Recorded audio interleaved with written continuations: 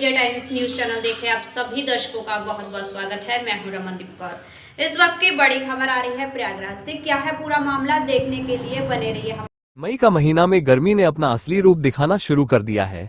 इन दिनों कई जिलों में तापमान 40 डिग्री से ऊपर पहुंच गया है।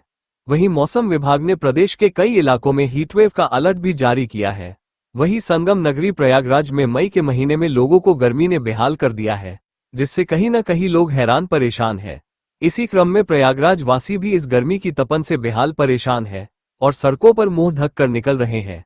सड़क पर नगर निगम द्वारा की जाने वाली प्याऊ की व्यवस्था नदारद है। कई जगह वाटर एटीएम लगाए गए हैं पर काम नहीं कर रहे, इससे लोगों को पीने का पानी खरीदना पड़ रहा है। वहीं बिजली कटौती से भी लोग परेशान हैं, तो बिजली विभाग ने ट्रांसफार्मर को ठंडा रखने के लिए कूलर लगाया है। वहीं गर्मी से बचने के लिए लोग तो तरल पदार्थ साथ ही पानी का इस्तेमाल कर रहे हैं। गर्मी से बचने के लिए टोपी और गमछा का इस्तेमाल करते दिखाई दिए। अभी से गर्मी का ये हाल है तो आगे में क्या होगा? नहीं है कि 10-15 मिनट भी आदमी रोड पे खड़ा नहीं हो पा रहा है।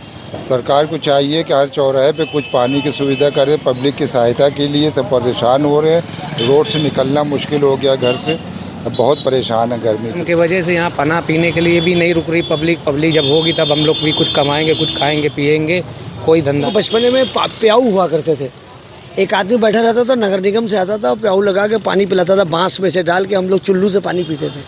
वो कहीं दिख नहीं रहा है।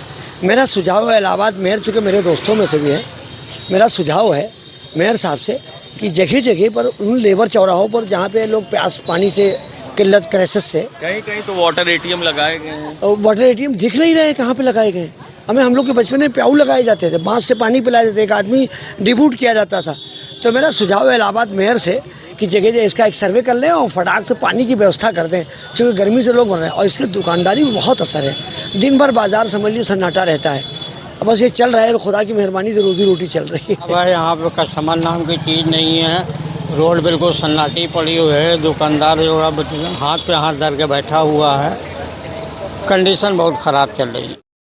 संगम नगरी प्रयागराज के औद्योगिक थाना क्षेत्र स्थित व्योहरा गांव में देर रात 8 वर्षीय मासूम बच्ची की हत्या। घर के अंदर भूसे के कमरे में शव को छुपाया। शव जानकारी के बाद मचा हड़कंप। गांव के लोग सहमे। जानकारी के बाद मौके पर पहुंचे एसीपी करछना सुनील कुमार सिंह, थाना प्रभारी औद्योगिक कमलेश कुमार, थाना प्रभारी करछना प्रवीण कुमार गौतम मैफोज के साथ घटनास्थल पर पहुंचे। शव को कब्जे में लिया। फोरेंसिक विभाग जाँच में जुटी। मासूम की हत्या करने का आरोप बच्ची के पिता के चाचा चाची और 2 चचेरे भाई पर है, जिनके घर के अंदर से शव को बरामद किया गया है। हत्या के 3 आरोपियों को पुलिस ने गिरफ्तार किया है। एक मौका पाकर फरार। बच्ची कक्षा 2 की छात्रा थी। सुशील कुमार के 4 बच्चों, बड़ी बेटी थी। सुशील कुमार चौधरी राजगीर का काम करते थे। बच्ची 6 बजे के आसपास से गायब थी। उसका शव उसके छोटे बाबा के घर के अंदर भूसे वाले मकान में मिला।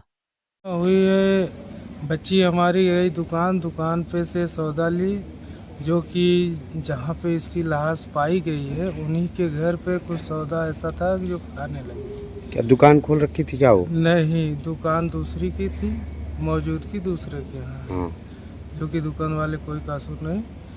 उसके बाद बच्ची को हमने आया ड्यूटी से तो 6-6:30 बजे। मैं 3 बच्चे देखा सामने, जो कि मेरी बड़ी बेटी नहीं दिखी।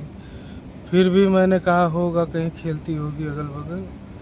तो फिर हमने गया, कपड़ा उतारा, नहाया। नहाने के बाद कपड़ा पहना तो मुझे बारात जानी थी, मैंने तैयारी बना रखी। तो उसके बाद उसकी मम्मी बोलती है कहाँ है, 2 घंटे से 3 दिख नहीं रही है। तब हम लोगों ने खोज करना चालू कर दिया। जब खोज करना चालू किया तो हमारे पूरे गांव, टोले मोहल्ले के लोग साथ में मिल के सभी जगह ढूंढे, कहीं नहीं बच्ची मिली। उसके बाद हमने थाने पे इतला दी कि मेरी बच्ची गुम हो गई। तो इतला देने के बाद थाने से 2 लोग गए, सिपाही और दरोगा लोग, बच्ची को ढूंढे। जिस घर में मौजूदगी थी उस घर में जाके ढूंढ रहे थे, तो जिसका घर था, प्रार्थी मुन्नी लाल चौधरी ने बोला कि मेरे घर में कोई कुछ नहीं है, क्या बार बार आप लोग देख रहे हैं? सही बात। हाँ, जो कि नहीं। उसके बाद फिर चलिए हटा दिया गया। 2 साल लोग खोजे, नहीं दिखी। फिर हम लोग चले आए। तो हम लोगों ने जा रहे थे नाम खोज कराने के लिए कि कहीं कोई देखता है, उसका नाम देखा जाए, कहाँ है बच्ची, कैसी है। तो पंदेवरा पहुँचते पहुँचते फ़ोन हो गया। इसी मुन्नी लाल प्रार्थी का बच्चा फ़ोन किया कि बोलता है कि बच्ची मेरे घर है। तो बच्ची को देखे तो श्री मुन्ना लाल जी ने बच्ची आपकी बच्ची है? जी सुनील कुमार आपका नाम जी है? मेरा नाम है। कल देर रात थाना औद्योगिक क्षेत्र के गांव के एक व्यक्ति ने सूचना दिया कि उसकी 8-9 वर्ष की बालिका मिल नहीं रही है। इस सूचना पर पुलिस एक्टिव हुई और पुलिस परिजनों के साथ जब बॉडी को ढूंढने लगी तो उसकी बॉडी जो है वादी के ही जो है चाचा के घर में मिली। इस सूचना पे जो है 100 को कब्जे में लेके पंचायतनामा की कार्रवाई करके और बॉडी को पीएम हेतु भेजा गया है। वादी ने रंजन हत्या का आरोप लगाते हुए अपने चाचा चाची और उसके 2 लड़कों के खिलाफ जो है तहरीर दिया है, जिस सूचना पे उसके चाचा चाची और उसके एक लड़के को गिरफ्तार कर लिया गया है। आगे की विधिक कार्रवाई की जा रही है। मौके पे शांति व्यवस्था कायम। थाना सोरांव पुलिस एसओजी प्रयागराज व सर्विलांस सेल गंगानगर की संयुक्त टीम को मिली बड़ी कामयाबी। पुलिस ने सफल अनावरण करते हुए 4 अभियुक्त पीयूष खेरा, अर्पित जायसवाल, अनुज वर्मा, दीपांशु वर्मा को किया गिरफ्तार। कब्जे से लूट के 96,000 रुपए व सफेद व पीली धातु के आभूषण तथा घटना में प्रयुक्त एक मोटरसाइकिल किया बरामद।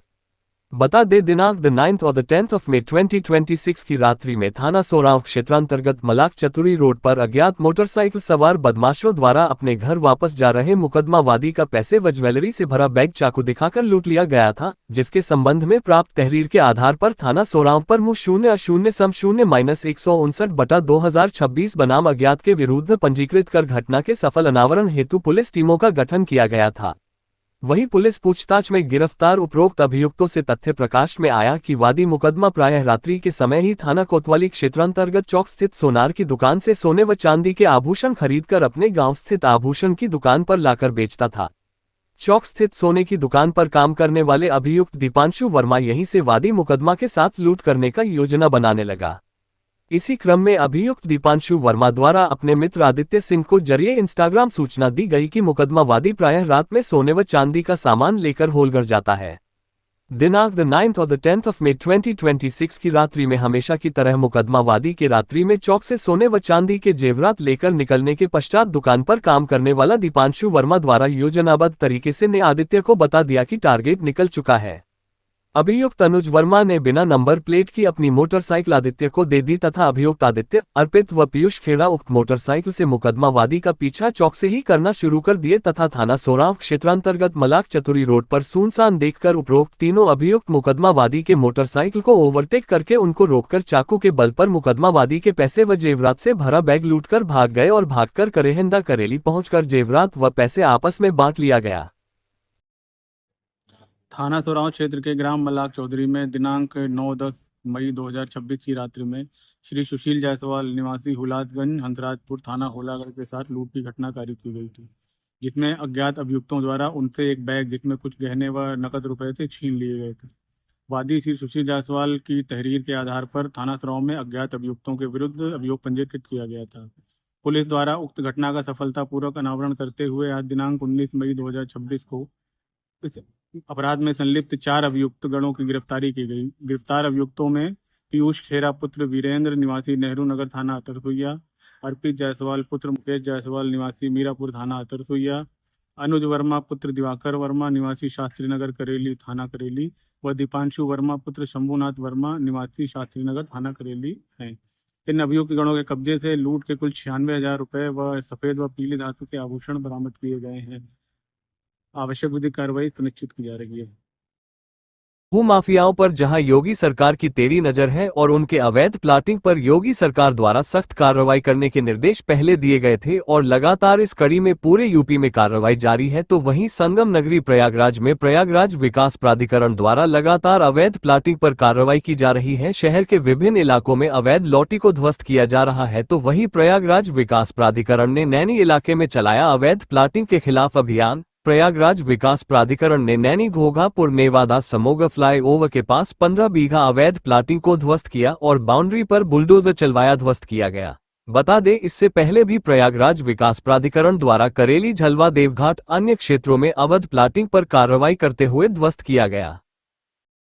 देश दुनिया की खबरों के लिए world media times news channel को सब्सक्राइब करें।